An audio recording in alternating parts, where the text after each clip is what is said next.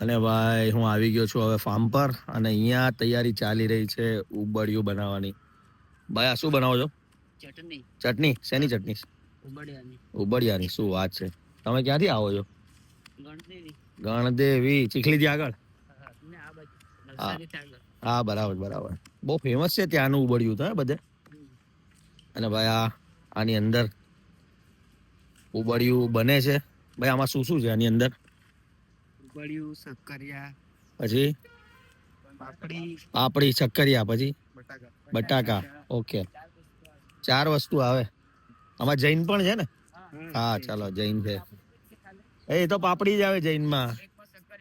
એકમાં શક્કરિયા, એકમાં પાપડી ને એકમાં પેલું બટાકા વાળું. અચ્છા એવું છે. તો ભાઈ આમાં છે ને આ 4 માટલાની અંદર આ બધું મિક્સ છે.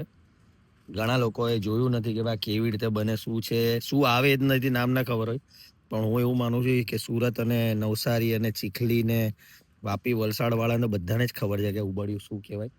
એમાં કોઈ ઇસ્યુ નથી. પણ જેને નથી ખબર ને એમને તમને આના બીજા પાર્ટમાં બતાવું કે એક્ઝેક્ટલી ઉંબાડિયું શું આવે અને એની મજા શું છે.